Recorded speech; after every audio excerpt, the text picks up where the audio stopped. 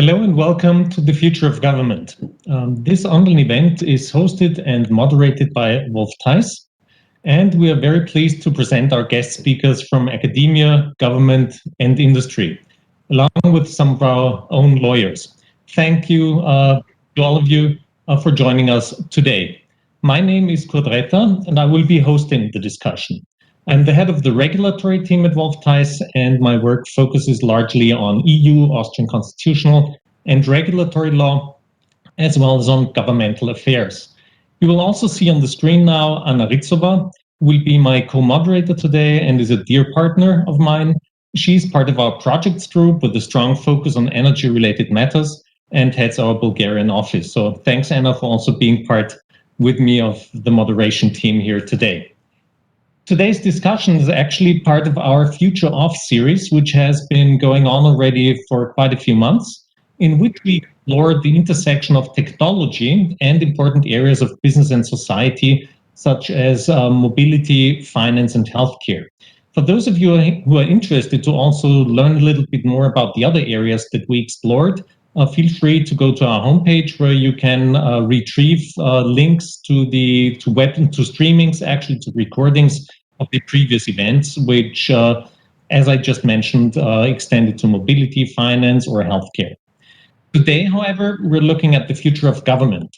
First of all, as it pertains to the government's ability to effectively regulate and manage rapidly emerging technologies across sectors and industries, including some newly emerging areas of growth, such as space exploration, even though Austria is probably, as a country, not so active in that field. This is certainly not a new responsibility of government. It's responsibility to regulate, but it has taken on its own characteristics in a hyper-connected and digitalized world. Secondly, we will consider issues related to government's efforts to use emerging technologies itself in order to deliver on its mandates and find new ways to protect, regulate, and ensure a fair and equitable society. On that note, let's begin with our first speaker and jump right in. And our first speaker will speak to the second point I mentioned, of the state use of emerging technologies to provide government services in a digital world. Please now welcome with me Mr. Wolfgang Ebner. He is the Chief Digitalization Officer at the Austrian Ministry for Digital and Economic Affairs, as well as Deputy Director of the Directorate Digitalization and E-Government of the Austrian Ministry for Digital and Economic Affairs. He's also president of the Austrian Center for Information Security. And from 2012 to 2018, he was the deputy director of the Directorate ICT and E-Government at the Ministry of Finance. Before that, that is before 2012, he had different functions within the Austrian Ministry of the Interior. He was the advisor to the Minister of Interior for technical matters, as well as international issues, security research, as well as cybersecurity coordinator and chief of staff to the Director for Public Security. And Wolfgang will speak to us now about the federal government strategy for artificial intelligence. So I'm very much looking forward to that one. And Wolfgang, thank you for being here, and the stage is all yours. Thank you. Thank you very much for the introduction, and a warm welcome to everybody, and thank you for the invitation and the opportunity to present the artificial intelligence strategy that was published just a few months ago in Austria. As already mentioned, we published the National Artificial Intelligence Strategy in August, and therefore we establish the framework conditions for a prosperous and responsible use of artificial intelligence in all areas of life. What are our visions and objectives? The main idea here is that the design, the development, and the use of artificial intelligence must be embedded in the framework of our democratic value system. Important decisions must continue to be made by humans. With our AI strategy, we are creating a groundbreaking strategic basis for the use of artificial intelligence in Austria and set ourselves the goal of shaping artificial intelligence in the interests of society. Artificial intelligence should be used for the best possible benefit of all in Austria and on the basis of European fundamental values, respecting and preserving fundamental and human rights such as privacy and equality. Artificial intelligence will make a contribution to positioning Austria as a research and innovation location and as a competitive technology and industry base. Artificial intelligence is already being deployed in different forms by Austrian small and medium-sized enterprises. Risks and undesirable developments in artificial intelligence should be avoided, recognized at an early stage, and reduced and eliminated where they occur. In detail, the Austrian artificial intelligence strategy focuses on the following three objectives. First, a broad deployment of AI oriented towards the common good, carried out in a responsible manner on the basis of fundamental and human rights, European fundamental values, and the upcoming European legal framework. Secondly, positioning Austria as a research and innovation location for artificial intelligence. And last but not least, third point, securing the competitiveness of the Austrian technology and business location should using AI. To achieve these three objectives, the artificial intelligence strategy therefore defines fields of action and concrete measures along two pillars. First, a trustworthy artificial intelligence, and secondly, an artificial intelligence ecosystem. So thank you very much for the possibility to show you and present you the important points of our strategy. And thank you very much. And I'm very interested and delighted to follow the other speakers as well. Thank you very much. Thank you very much, Wolfgang. This is really interesting. And right away, we are moving to the next topic, which is very linked to the artificial intelligence and its development. And this is it time for fundamental digital rights? We are going to address this topic with Professor Christian Piska. Professor Hello, everybody. Piska is professor at the Institute for Constitutional Administrative Law, University of Vienna, and also works at the Danube University Krems. He is an expert in public law as well as economic, environmental, and European law. Christian research focuses, among others, on disruptive technologies, immigration, and asylum law in the context of disruptive social change and globalization, right of assembly, regulatory strategies. Numerous institutions use his expertise in current legal issues on those topics. As a technology fan, he has always been challenged by the question of the legal framework and regulatory approach for new technologies. Together with Honorable Professor Dr. Schmelz, he is the founder and head of the cooperation platform think tank Technolog Legal Building the Future, which deals with the legal implications of disruptive technologies. We are very much looking forward to hearing from you, Christian, on this interesting topic. The floor is yours. Thank you very much, Anna, for this kind introduction to what I normally do. I try to work a lot with institutions and also law firms, as you can see, and people are really acting in the fields of disruptive technologies that I'm examining. And let's just start off with my theme today. Is it time for fundamental digital rights? Imagine you have a profile on a social media platform and you're doing business there, or it's just your life that you have displayed on this platform, and suddenly you decide you start to post opinions, or you start to post videos or anything that isn't in conformity with the guidelines of this social media platform, and it decides to delete you from this platform. What is going to happen? You, as lawyers or people who are active in the economic field, you know, it would be very difficult to do anything against this. We don't have any legal remedies.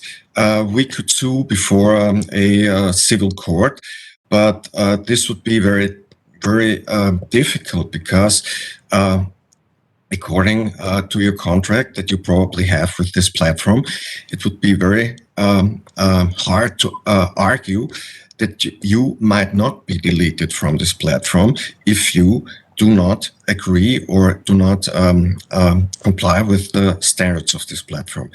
Now, as we have seen, we use some argumentative strategies to make people follow the mainstream. We have seen this on social media platforms. We have also seen this with states. Maybe if you think about corona measures, you can be for it, you can be against it. But if you're against it, you are certainly somebody who is near to conspiracy theories, and you cannot say your opinion quite freely. You will be thinking quite a lot, what will I be saying in the public?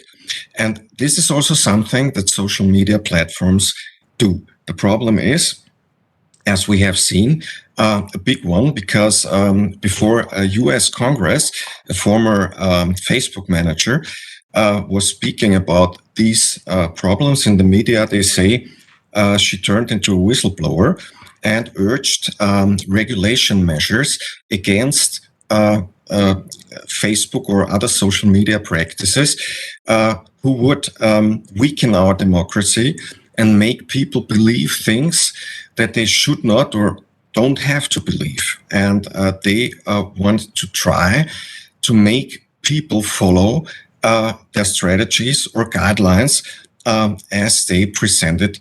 And they also do psychological studies to try and make people follow the mainstream. So, or what they think that is best for their income. So, what could we do about this? It has been discussed for a few years now. Digital human rights. Now you can see, if we consider these problems to be really prevalent and existing in our society, you can see that there was some kind of shift of power from the states to the social media platforms or digital giants as we have them, and I don't need to listen. The thing is that these giants have data, and data means knowledge about people, and it means power today, more power than conventional weapons. Data and profiling means power. So as we don't have any legal remedies to ensure that our freedom of speech, our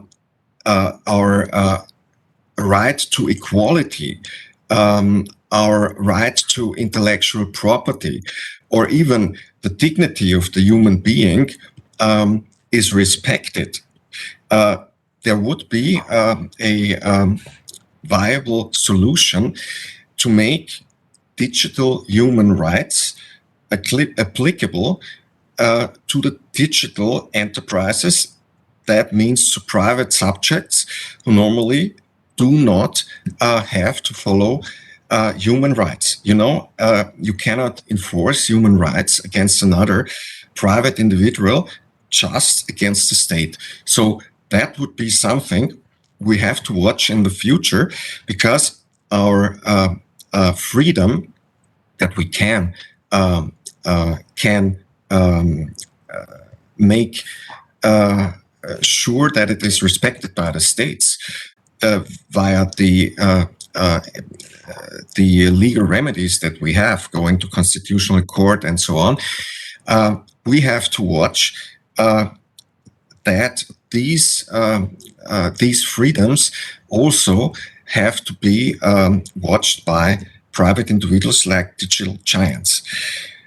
This was only a first insight into the problems that are connected with these aspects. So thank you for listening, and I'm ready for questions should you have any. Thank you. Thank you very much, Christian. Happy to take the questions in the end, as mentioned already.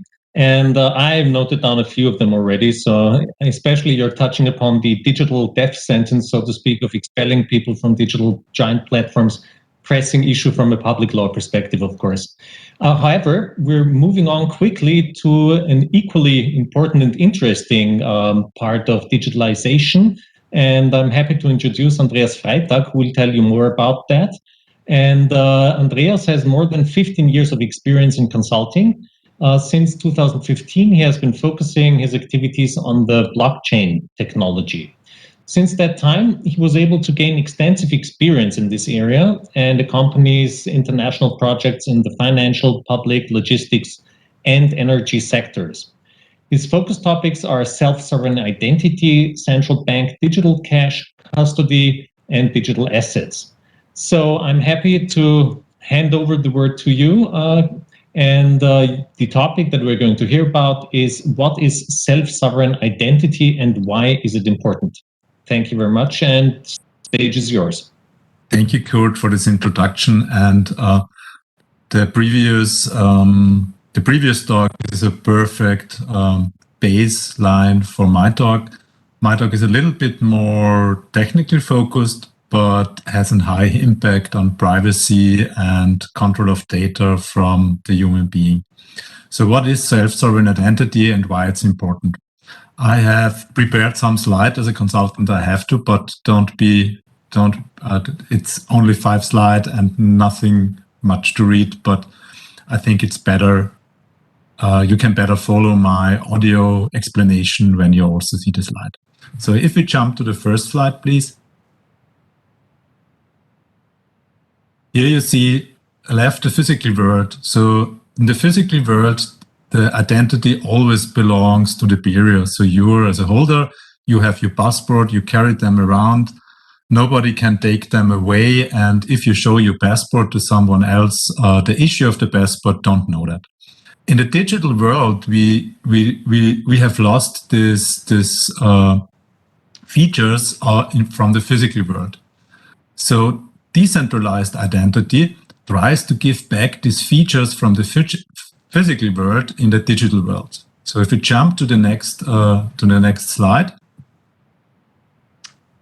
In a digital world, normally we have central identity providers. So you have different accounts and you use these accounts. So if you have a social account on a social network, you can use this to log into several other services. But the data, you don't control the data, and the identity provider knows everything you do with this data or with your identity. And from a privacy perspective, that is not good. So what does decentralized identity? Decentralized identity gives back the data to yourself. So in most of the cases, you have your phone, your smartphone, and there you store your data. And from there, you decide to hand out this data to whom. So you have control about it, and nobody can take away this data from yourself. So on the next slide, you see this flow of decentralized identity, or it's also often called self-sovereign identity. So on the left side, you have an issuer. Some authority is issuing your ID document. This ID document is on your wallet. So it's really on your device. And with cryptographic methods, you ensure that you cannot fake it, that there is no fraud.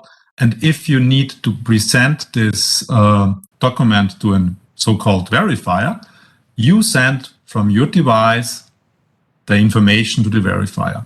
And you only send the needed information and not more. So if you need an age check or you need to prove that you're an Austrian citizen, you only prove this data you need to prove.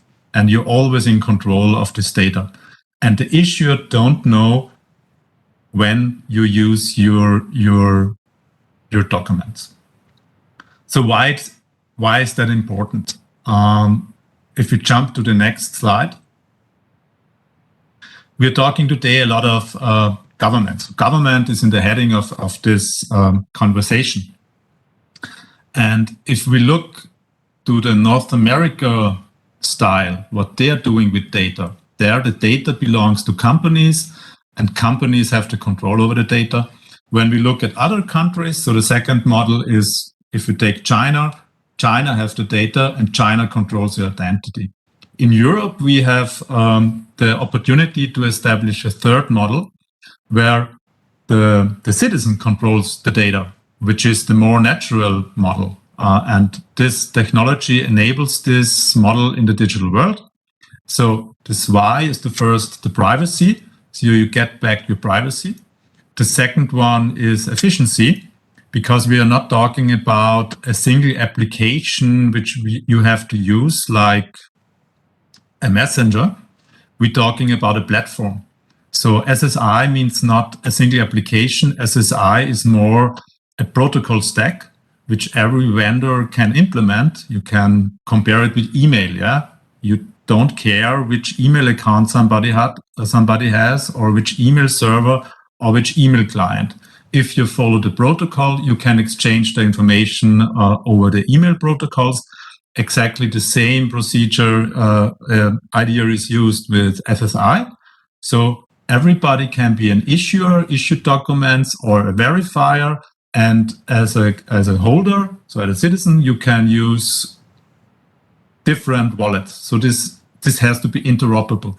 That means a lot of processes can be digitalized. Yeah. So everywhere where you have physical documents at the moment, like a receipt, I don't know, a library ID or whatever, you can use in this environment and you can create the process. And the third reason is innovation. With such a platform, a lot of new ideas can be thought, and a lot of advantages can be reached also from the government or other industries. If we jump to the last slide, I want to state here, self-sovereign identity is not blockchain. Sometimes in a lot of articles or talks, it's the misunderstanding that self-sovereign identity is blockchain. No, it's not. And your identity data or anything else is stored nowhere except on your device, and it's not stored on a blockchain. How you can use blockchain or DLDs in this area, you can use this to store just the keys from the issuer that a verifier can prove the credentials. That's everything. But you also can use an existing PKIs like for SSL certificates on your browser. So self-sovereign identity is not connected with this blockchain technology. It can be used, but it don't have to be used. So that's it from my side and self-sovereign identity. Thank you very much, Andreas. Really interesting add-up on the previous topics. And now we will move into another area of technological development.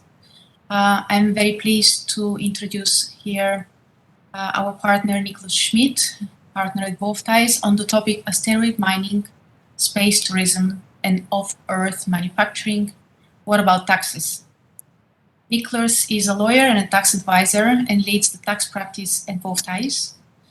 He has previously worked for several years at the Big Four accounting firm and as a research assistant at the University of Vienna. Nicholas has published numerous books, including on crypto assets and blockchains, as well as on crypto taxation in around 40 countries. He has been visiting lecturer at various universities in Austria and abroad, and is frequently engaged as a speaker at international tax conferences. Currently, Nicholas is a member of the advisory board of the Digital Asset Association in Austria, as well as of several international legal organizations and networks.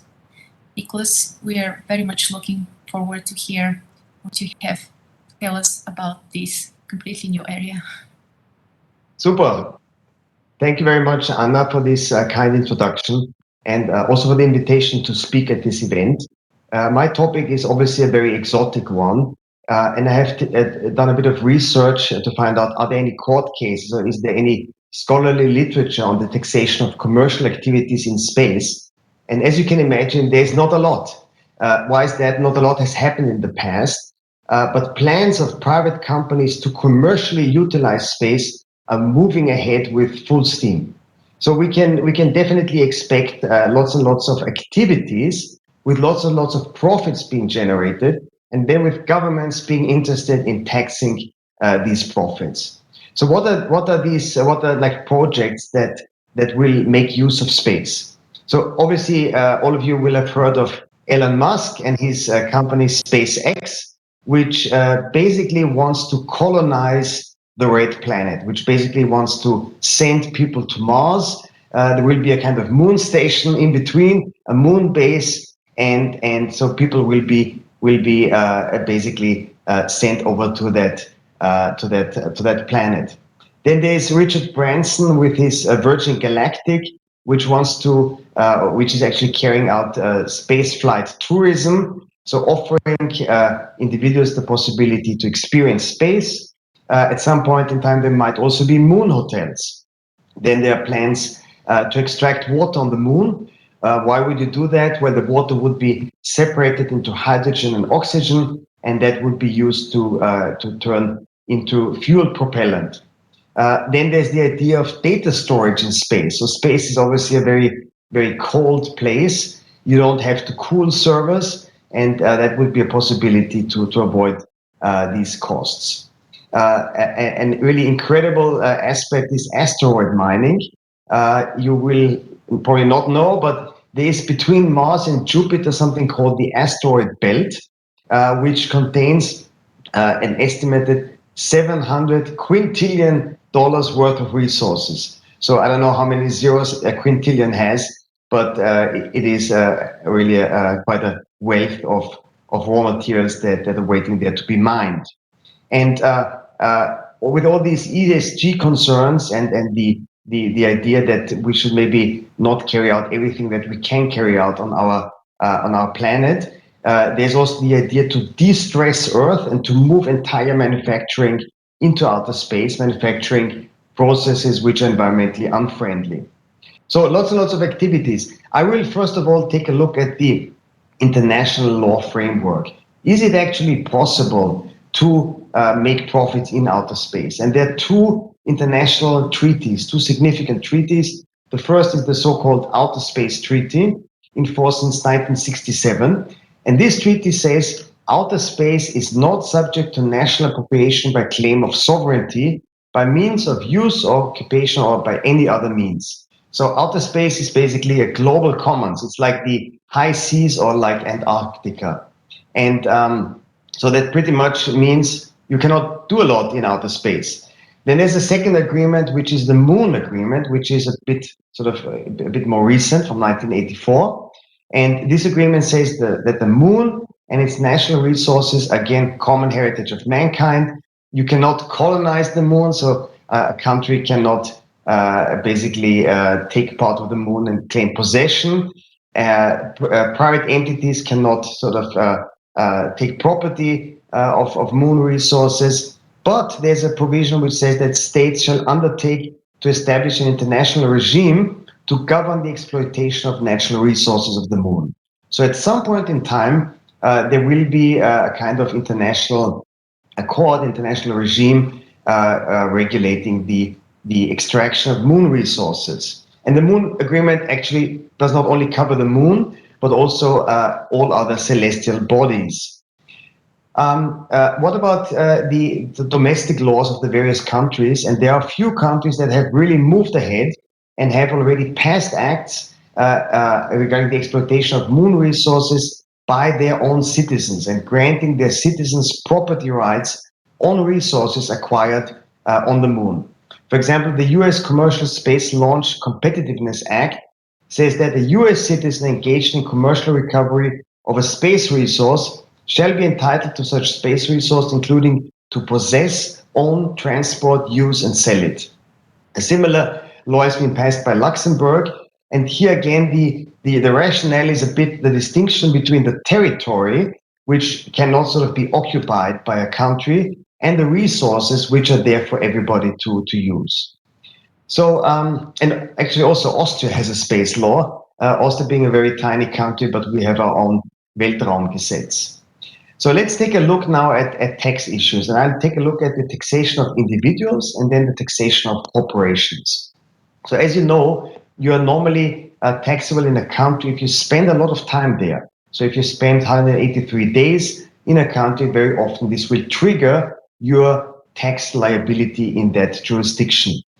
Now, people are sort of spending more and more time in outer space. Outer space is a very hostile environment. Think of movies like Gravity featuring Sandra Bullock or Apollo 13 featuring Tom Hanks. So it's very easy to die actually in outer space. It's also very hard on the human body. But over time, astronauts have been spending more and more time in outer space. So, for example, the International Space Station, which is not that far away, you can actually, as I've done some time ago, see it with the naked eye. The International Space Station has a typical tour of duty of 6 months. And there is a Russian cosmonaut, Valery Polyakov, who stayed aboard the Mir space station for 14 months. So it is conceivable already to not be taxable in any jurisdiction of our planet Earth, and to be sort of completely to be completely out of the tax net. But please, when you come back from outer space, watch out. Not only will you become taxable again, but do not forget that you might have to declare at customs any objects that you bring that you bring along with you. For example, moon rocks or any other souvenirs that might trigger customs duty. Now let's take a look at companies, at the taxation of companies, and here, as you might know, the decisive factor is the place of management. So where a company is managed is decisive. And now, if individuals can plausibly spend no time on Earth and spend all their time in outer space and are not themselves tax residents, the same can apply to companies. So you might have companies that have their place of management in outer space. But even companies that are established under the laws of a jurisdiction on planet Earth and operate in outer space, even such companies might possibly get relief from double taxation treaties or from special tax exemptions created for activities in outer space. I do not have a lot of time left over, and I'm coming to sort of my final statement. There is also the possibility that at some point in time we might have a special tax regime for outer space.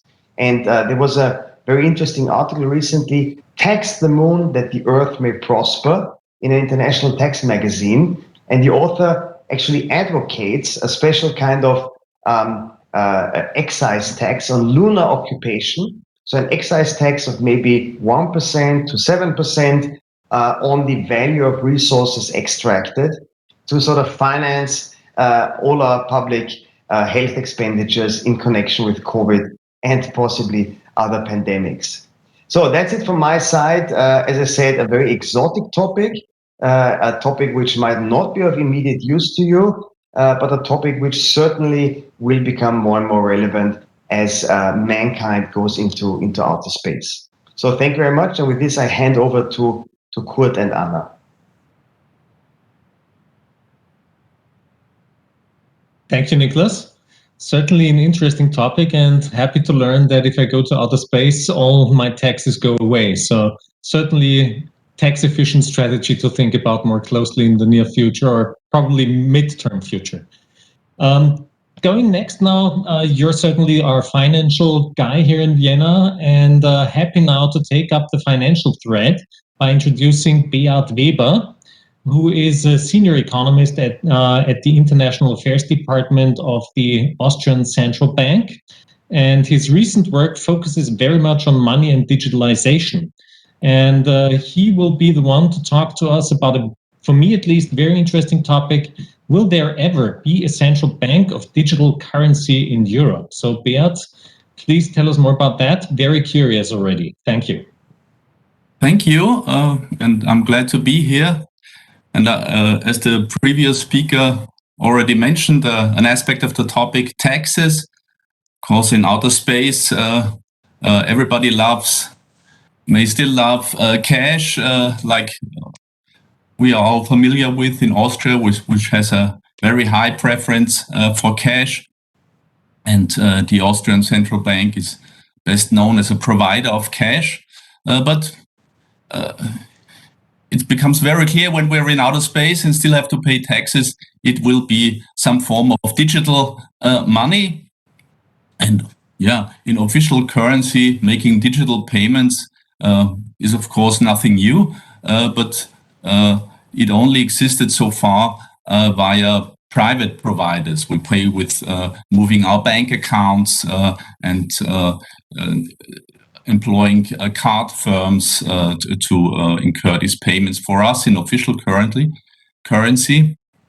But as we already noticed very strongly during the pandemic, we're now in a new wave of digitalization, which poses new questions. And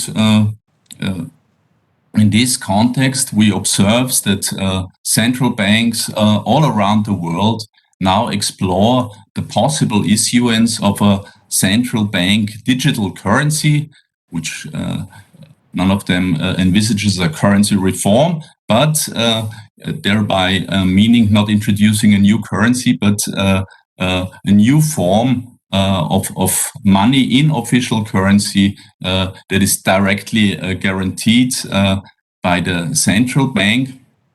And also the euro system, after long discussions, made a decision in July to start exploring a potential issuance of a digital form of euro, central bank liability, accessible to everybody. Why did we do that? Two main motives, or the main motive is to preserve citizens' access to central bank money also in a more digitalized world, where probably, like in countries like Sweden, the cash use for payments declines potentially very rapidly, or where new private actors start to issue private forms of money that threaten the proper functioning of the monetary system. So that's the main scenarios for which the project of investigating a digital euro is intended to prepare. And as a first steps, the euro system, the community of central banks in the euro area, started a project, decided to start a project investigation phase, started this October, and lasting 2 years with as a potential follow-up phases of experiments and tests, resulting in an eventual launch of a potential digital euro not before 2025, but no decision has been made yet on whether to issue one. What would it consist of? The plan is that central bank digital currency would be launched in addition to cash and private bank deposits and e-money. It would not be intended to replace either one of those. An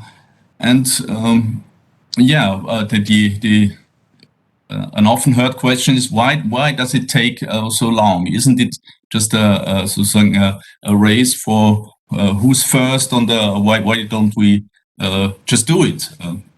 Well, central banks are not a garage startup which are in the business of disruption and can afford to just trial and error a business. And that's the experience of front-runner countries like Sweden or China, which have started investigating central bank digital currency even earlier than ours. They're still not finished, and they show that the pros and cons and the precise path to be taken requires a lot of thinking, experiments, and technical work. And there are many legal, economic, political, and technical issues to resolve to make potential central bank digital currency a proper fit in our existing economic and monetary system. And that unfortunately takes time. But on the other hand, we are already in a quite comfortable situation as users with regards to disposing of digital payments. So there's no extreme hurry, at least in the euro area. So what benefits could we expect from a potential digital euro? Well, it depends on what your needs are. Users differ in this. You can think of extreme cash lovers may use the digital euro as a trustful way to make first steps in digital payments with no commercial strings attached. That could be an attraction, no cost. Digital natives, on the other hand, may find it attractive to make payments without having to employ a provider which has commercial data exploitation motives. And in digital commerce, merchants may find it attractive as a cost-effective way to expect digital payments. So there are a number of user requirements which could be met with this, but how to do this and in the best way will take time. But this is an exciting project which keeps us busy at the moment in the years to come. And I thank you for your attention. Thank you very much, Beat, for walking us through some of the challenges of a future digital euro. We are very much looking forward to see what's going to happen. And now to another topic of how we organize markets and society.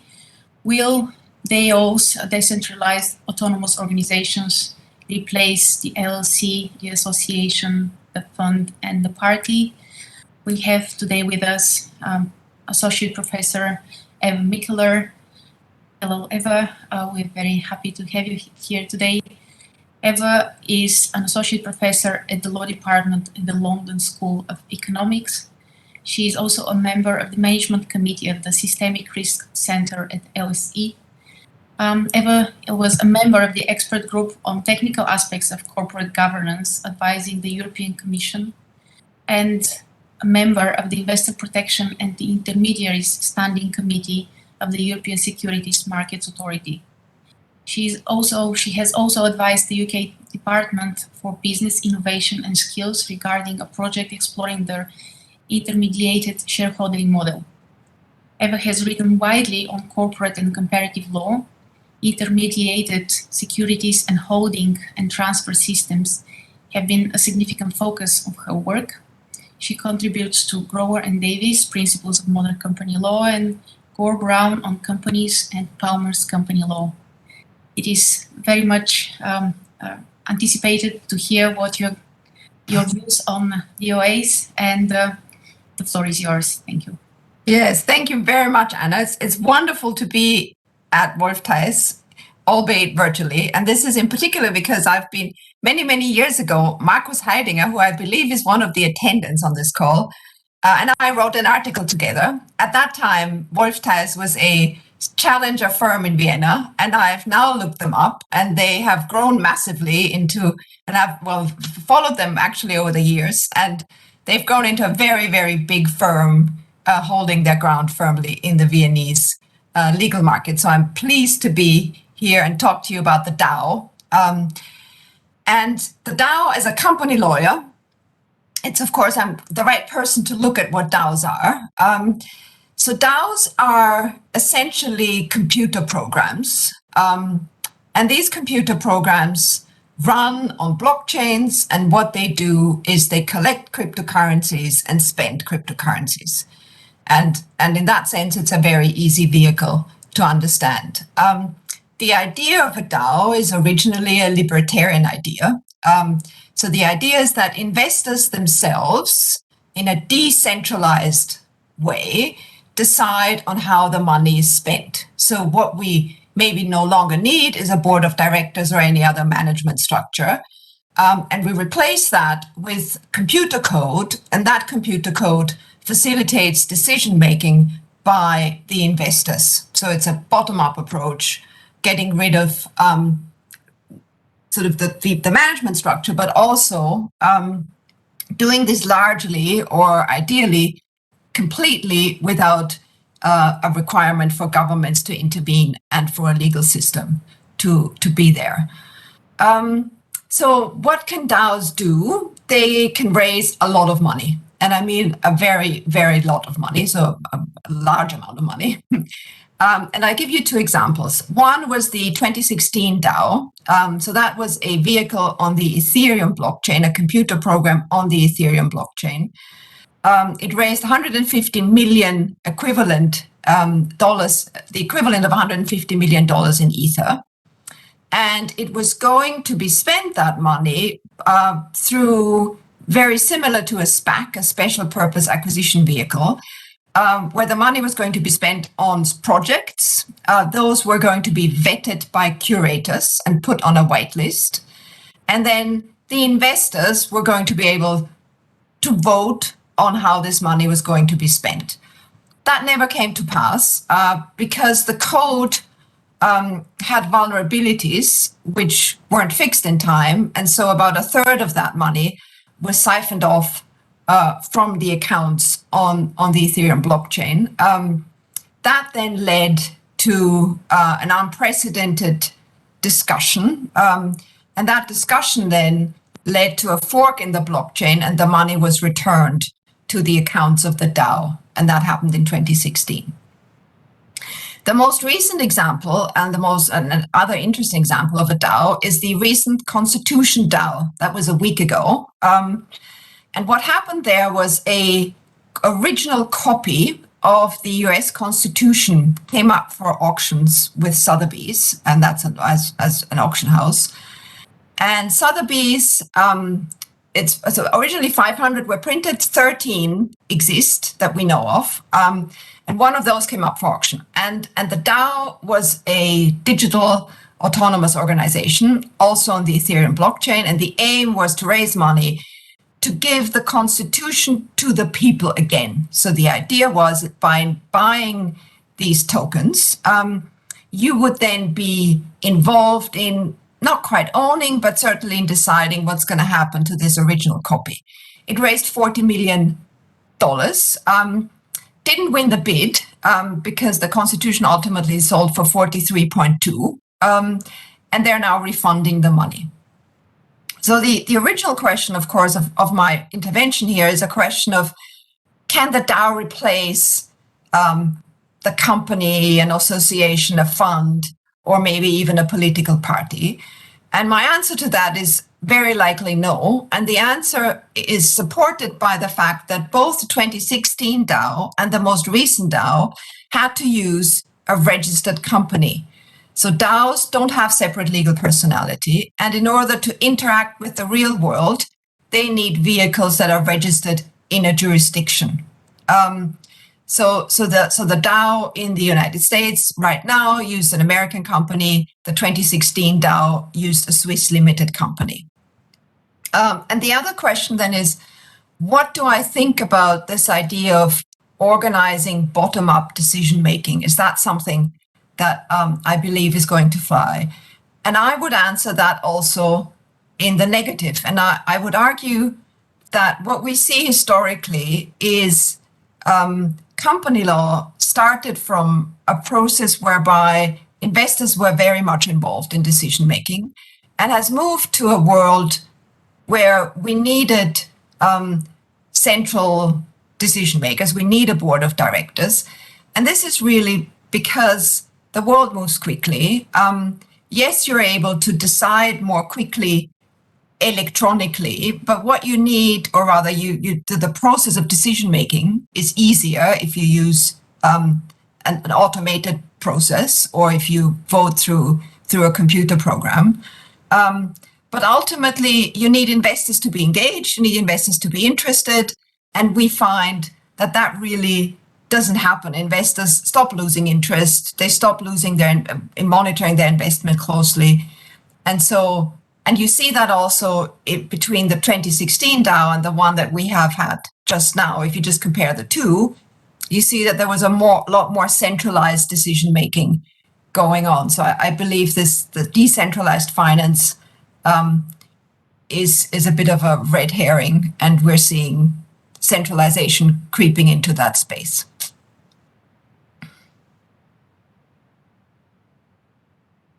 Thank you very much, Eva, for sharing your thoughts with us. And I may also mention that I'm also particularly happy to see you after all those years that we've been knowing each other, which is more or less, I won't say the number of decades, but it's since our early school days. So yes, happy to have you here, and thanks for taking the time, Eva. Thank you. And so I'm now turning to Robert Pelican. Robert has been a partner of our firm for quite a few years now in the Czech office. Robert, happy to have you. And Robert is a well-known expert in corporate law. He graduated actually from Charles University, the Faculty of Law, obviously, and worked at several prestigious law firms in Prague, and later established his own firm. He regularly advises and represents prestigious clients from the corporate field, but also, for instance, governmental entities such as the Czech Telecommunications Office. And what puts him out of the crowd and lets him stand out, he served as the Minister of Justice of the Czech Republic in 2015 up until 2018.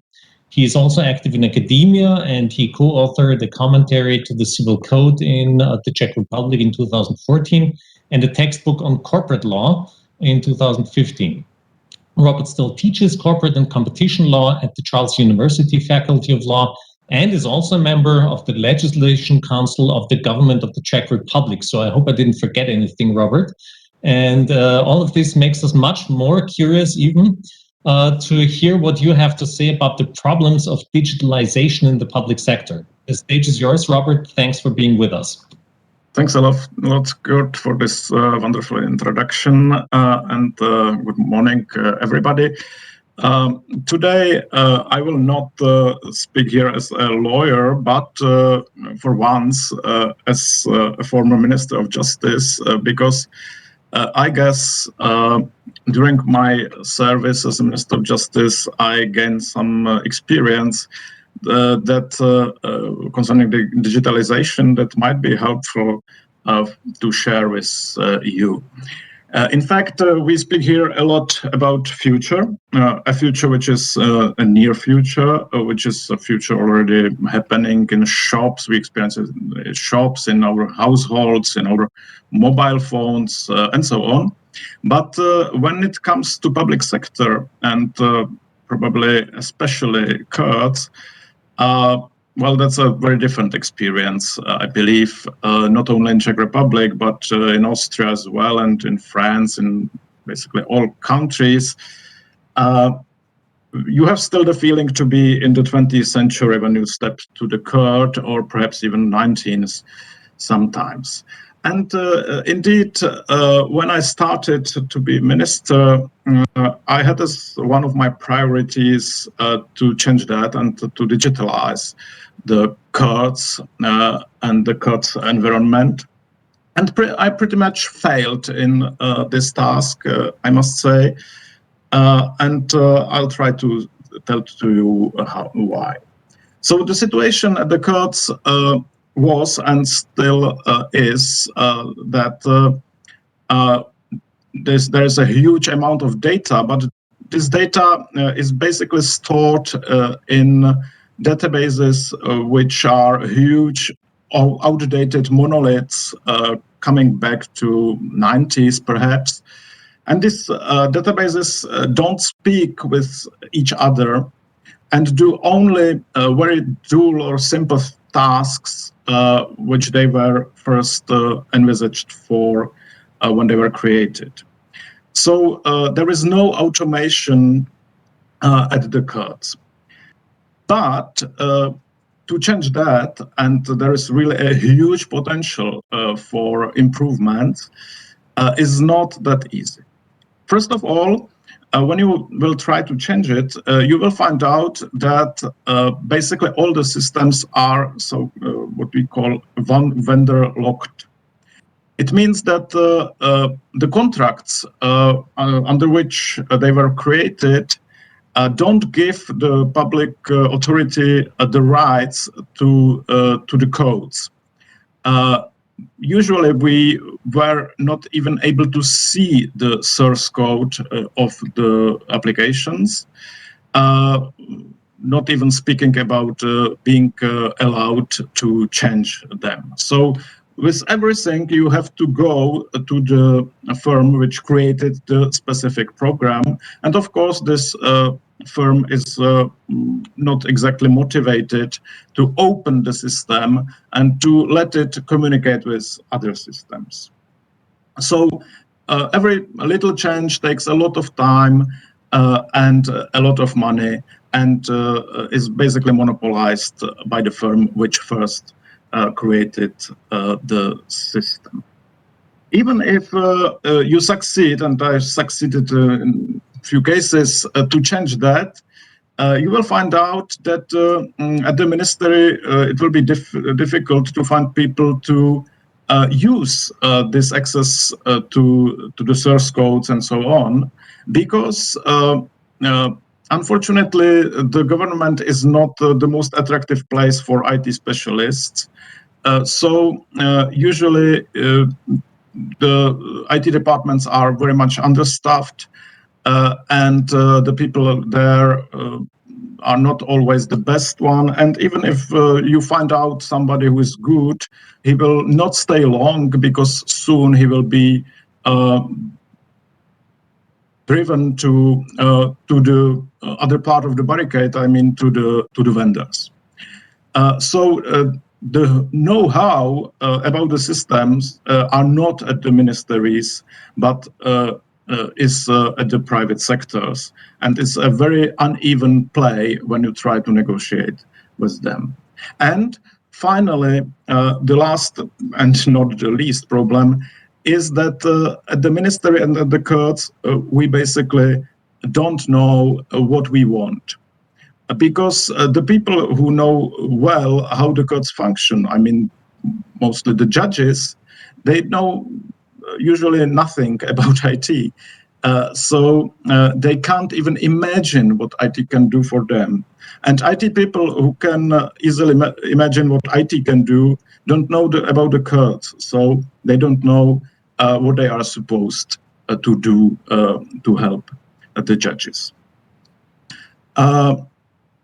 My time is short, so I will terminate by saying that I hope that all these hurdles will one day be overcome, because and the judge will be able to concentrate on what they must do and what IT can't do, and it means to resolve difficult legal questions. But I'm afraid this time is quite a distant future. And I'm afraid that when one day a dispute between two asteroid miners will come, this will be still handled by court with a paper file. Thank you. Thank you very much, Robert, on the positive note at the end. We see such encumbrances encountered across the region, so governments may learn from each other and put digitalization as a priority. This is a question whether there will be such a priority, but thank you very much. And as a last speaker of today's event, we will have Olga Kamenchuk, Associate Research Professor at Institute for Public Policy, Northwestern University. Olga will actually not be able to join us live due to the time zone difference, but she was so kind to prepare in advance a video that we are going to show now to you. Her topic is the future of measuring government effectiveness. What will tell us in the 21st century if we should vote the party in power out of government? Olga holds a PhD in psychology from Utah State University and is a graduate of Vienna Diplomatic Academy. Prior to joining Northwestern University, she was also co-director of the Eurasian Security and Governance Program at the Ohio State University Merchant Center for International Security Studies, and associate professor in the OSU School of Communication. Olga is a co-principal investigator of the Comparative National Elections Project for Russian, Ukrainian, and Serbian electoral studies.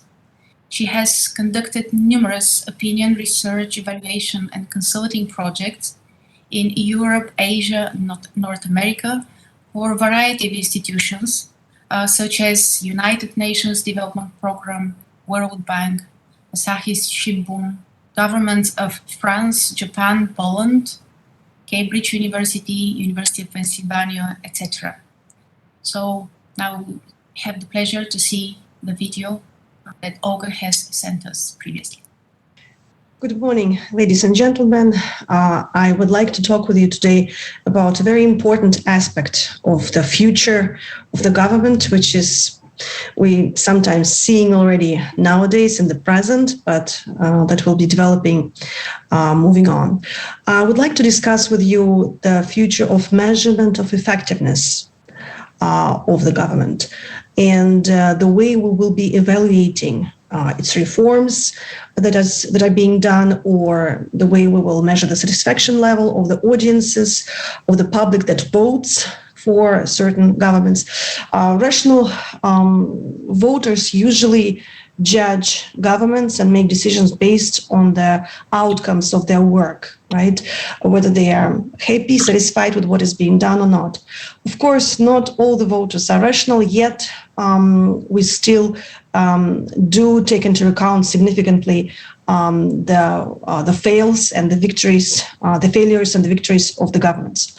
Also, governments themselves need information from the audiences that they work for, the civil servants work for, in order to check where the work needs to be done, how well it's done, and so on, for conducting reforms, for changing course, and so on. So traditionally, the governments would use various kinds of data to make informed decisions, to get feedback from the public about the quality of its work, satisfaction, and so on. Usually we would use opinion polls or focus group interviews or expert surveys and stuff like that, which are classical qualitative and quantitative techniques of data collection and measurement of the government effectiveness.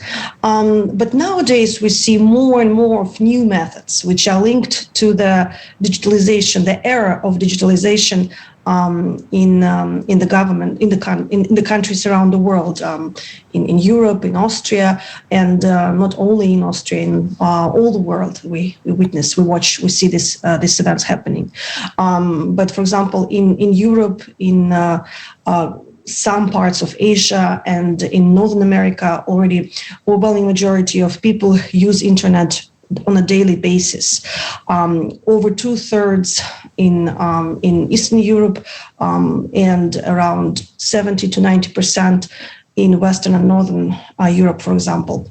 So of course, digitalization will move even further into the life of the government as well, and into the life of a usual person. So nowadays, we already start using new sources of data, and this is one of the trends. We don't really focus so much on asking questions to the audiences in a straightforward manner, but rather we are interested in hearing the feedback without even asking for it, so to say. That is, we switch from data collection to data analysis of all that huge amounts of data which are already available out there online. We're using data mining involving methods of machine learning, statistics, database management, and so on to work through these huge amounts of data. Instead of asking a question, well, how do you think you will vote, which kind of politician you will support, we actually, based on even social media portrait of a person, can make a prediction, and sometimes pretty good prediction, about the potential support of various reforms or various politicians. Instead of asking the people to tell us about their opinion, we, by observing their behavior, can make some of the predictions on our own. We are using data from various kinds of sources, open sources. We use mobile platforms. We ask our participants to answer quick survey, for example, somewhere when they are getting gas for their cars, for example, right? We use biometric and psychophysiological methods, such as, for example, eye tracking, different approaches to eye tracking.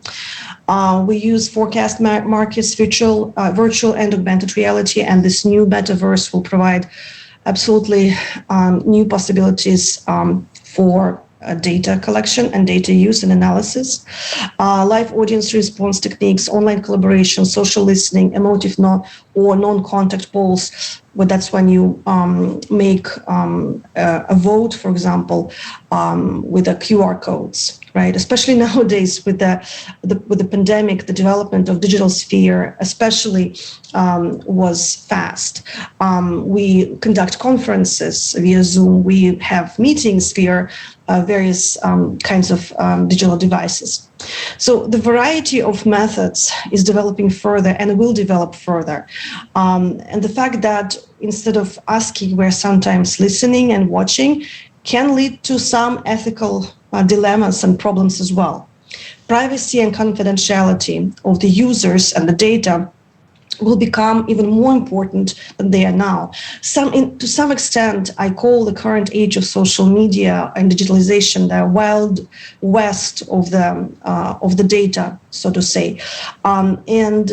This wild west of the data will require further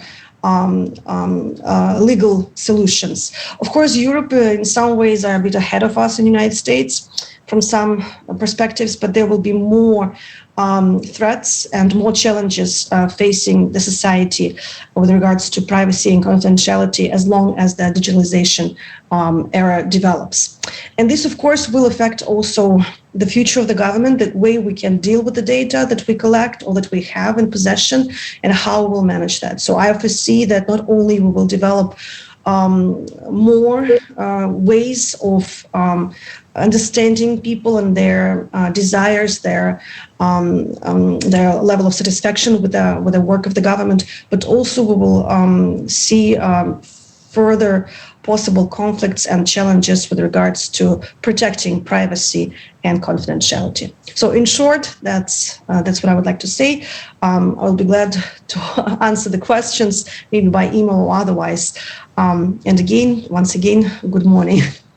We thank you. We thank very much, Olga, for really making the effort despite the time zone to be today with us with this video material, which was kind of a wrap-up of some of the questions we have covered today in this really interesting panel of topics.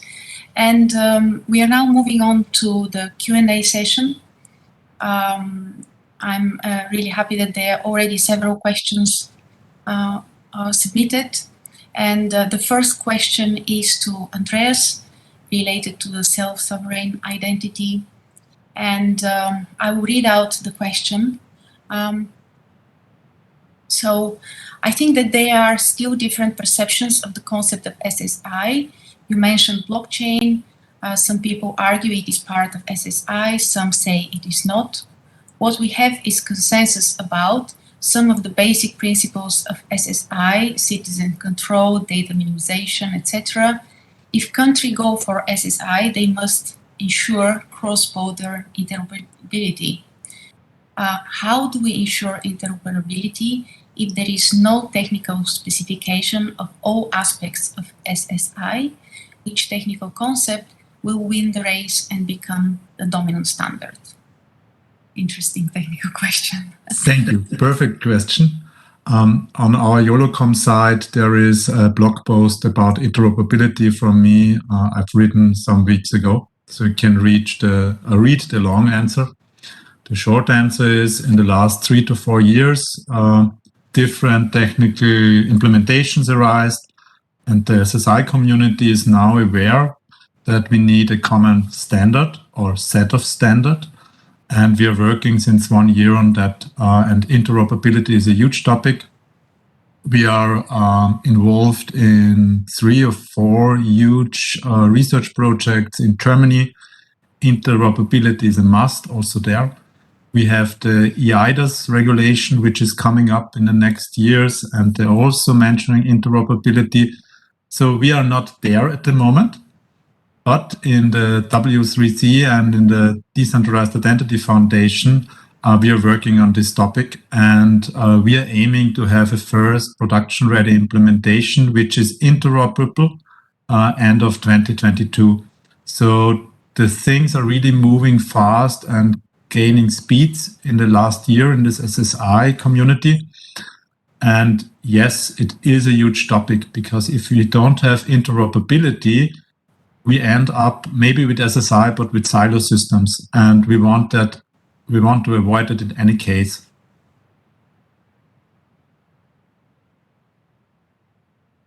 Thank you, Andreas. You mentioned also in your presentation interoperability being the central key issue for development of SSI. Yeah, thank you for that. And I hope people will have the chance to go and see the long answer on your blog. Then the next question is addressed to Robert, and it reads, is there also a problem with governmental authorities being forced to use digitalization in procurement processes, following the EU rules based on 2014-24 EU and 2014-25 EU? As there are not so many people at these public companies or authorities used to e-tendering platforms. Yeah, that's of course a huge problem. That's one of many other hurdles that exist in the public sector. I remember that when I had the task to buy new notebooks for judges, it took me 1.5 years to make that happen, and of course at the end the notebooks were outdated because they were 1.5 years old. So that's one of the huge problems. Digital platforms are used when it's possible, especially now for commodity purchases. For huge IT projects, that's perhaps not the option. The best thing we have been able to use was competitive dialogue, because it's necessary really to speak with the potential providers about how the system will work and what will be like. But basically, save for public procurement problems, everything could happen much more quicker, of course. Yeah, absolutely. We see that various governments are achieving with different speed this development. Your experience is really revealing some memories of experiences we all have probably. So hoping that the governments will look at the digitalization as a priority. I would invite actually the audience for some more questions. Yes, Kurt.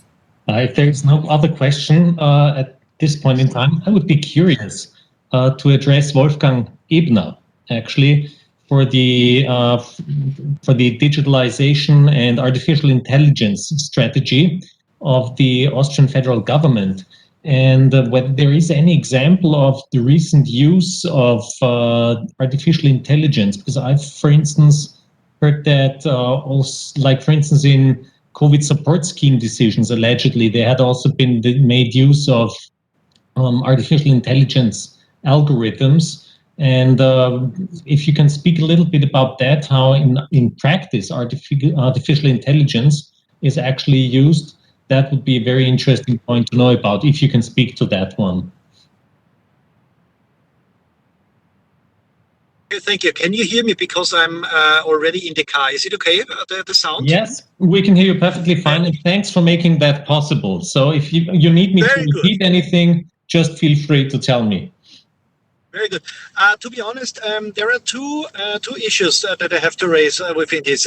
Of course, we try in our government systems to go the first steps, let me say it in that way, with artificial intelligence. For example, we have a project, a kind of a prototype within the so-called Stammzahlenregisterbehörde. So this is an authority responsible for the algorithms that are made for each person within the register.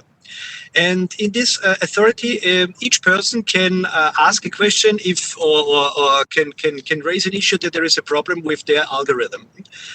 Usually, this is made, the distribution of these files is made by hand, by civil servants. But we have now a kind of artificial solution in place that is only not doing any decision, just to divide or distribute the files to the respective persons. And usually, when this is done by humans, the usual time is 3 to 4 days for the distribution of these files, and we are now in the range of some seconds. So this is one of the first steps we tried to bring in artificial intelligence, in our systems. And the next example is, for example, we have a chatbot solution, also based on AI, when dealing within the platform austria.gv.at, when, for example, you in the process of an election, you want to have an election card to do it the election via letter. So there you have also a chatbot solution that guides you to the respective information. It's a small part of artificial intelligence, but it is. In the end, we have to say the major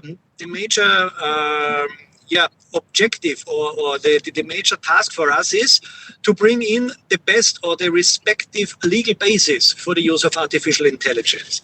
Because we have what is called in German the Legalitätsprinzip. So everything in Austria, in the Austrian government, can only be done based on a legal basis. And for artificial intelligence, there is definitely at the moment at most a lack of a legal basis. So therefore, we are looking to bring in the best legal basis for our governmental services, that artificial intelligence could take place within the process. So let me say it in that way. Mm-hmm. So that's the Legalitätsprinzip is the rule of law, just for the audience. So thanks very much for that interesting looking through what's going on in that sphere already. Do we have any questions? May I add something to this, just very shortly?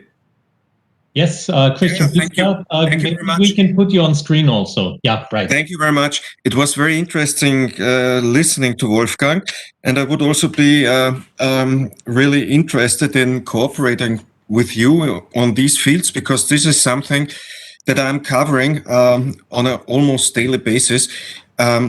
I would say that as long as you don't use artificial intelligence for official decision making, you do not need so many legal bases to make it work. What is amazing about all this stuff, I think, is how you can take some stress from official employees. They can concentrate more on decision making itself, and they can have artificial intelligence create the basis for the decisions. This is something that I think is most essential in the future, and it's very interesting to use it for registers. As I know, it's done. The IT center, the Federal IT Center, is doing a great work, as you know, as you will cooperate with them. But I think you should, it would be very, very interesting to try and start using all these mechanisms for decision making without having the decision really made by artificial intelligence, as you also pointed out and insisted upon. Thank you. Thank you very much, Christian. Anna, maybe you want to take, I think we have another question that you may want to pose. Yes, there is a question to Beat Weber, and it is related to central bank digital currencies. What is your prediction for Facebook's Meta's digital currency, now called Diem? Will it succeed, is the question. Well, that's a very good question, because the project presentation for formerly Libra, now Diem, was quite an eye-catcher and exhibited a huge ambition and very small awareness about what it includes or means to start such a project. And the project company has received a lot of feedback from various sources, including regulators, resulting in a rescaling of these ambitions.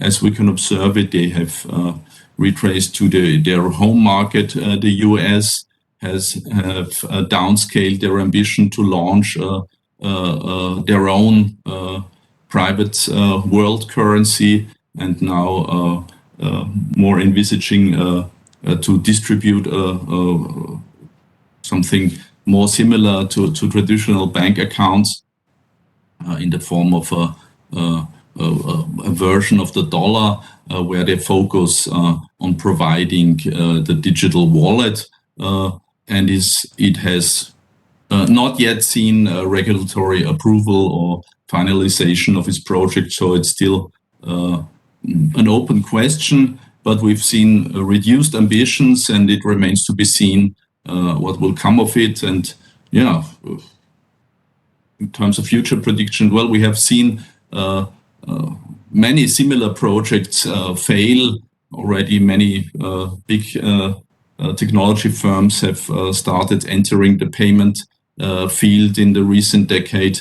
Not all of them have experienced success, so it's an open issue, but it's carefully watched by authorities all over the world. Thank you, Ed, for your thoughts on this. We are waiting for further questions, but Kurt, if you wanted to ask another question. Yeah, it's an interesting point that I want to pose a question to Christian, again, Christian Piska. You were talking about sort of death by deletion, let's put it that way, or digital death sentences, let's take a catchy one. Mm-hmm. And one question that would interest me, you were talking about the power of the digital giants. So basically, have you ever seen arguments where that would actually go along those lines, that of course the rights, the fundamental rights as we know them, are basically directed by the individual or by legal entities towards the state? Those are the traditional freedom rights that we have vis-a-vis the states. And that's why you correctly mentioned that the giants are not actually directly bound by them. But have you seen arguments that, for instance, in terms of contractual law and civil law, you could indirectly apply them? arguing that those that infringing upon what we understand as fundamental rights like freedom of speech or so by digital giants would be against good morals or against bonus mores, or to use the German word, that they are sittenwidrig, based on 867 of the Austrian Civil Code, so that you could sort of import the civil rights that we have towards the state into the civil law arena and apply them against the digital giants. Would that be an option? Of course, and that's a very good question, and you also gave an answer already. The problem behind this concept is it is applied, of course, and also people like Max Schrems are trying to implement these ways of thinking, and it's a very clever approach. The problem only is that you don't have appropriate enforcement schemes, and that you don't have a clear cut strategy how to implement this. So if you go to court, they will have probably differing jurisdiction in every country, and it will not be easy to get these digital giants to follow some strategies or some methods or regulations that would give them quite a distinct way of acting. So the problem is that if you don't have an enforcement method, those digital giants will stay or keep doing what they want.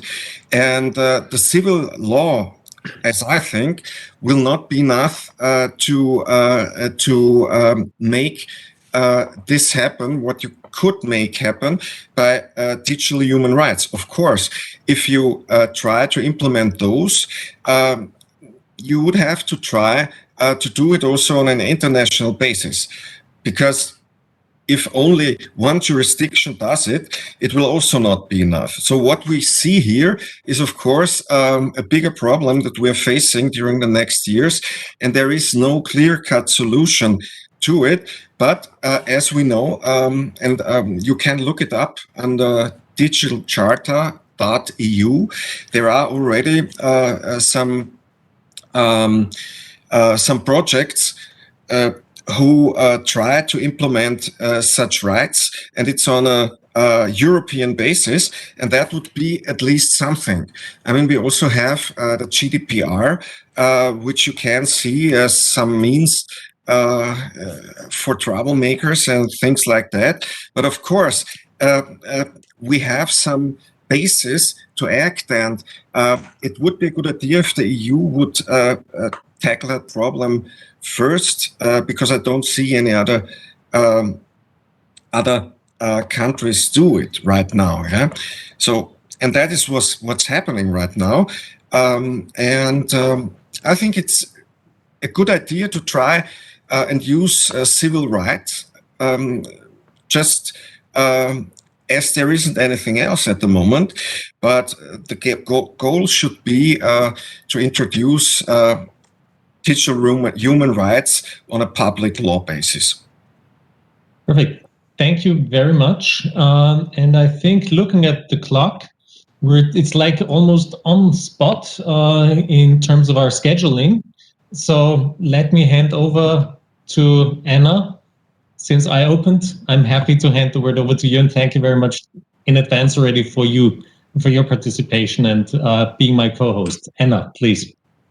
Thank you, Kurt. I would like to extend really warm thank you to all of the speakers today at this event. It was very interesting to go through all of the topics today and different areas, whether it was the challenges of digitalization of the currency of the government or interplay with the government and market enterprises, but really we enjoyed also very much the discussion afterwards.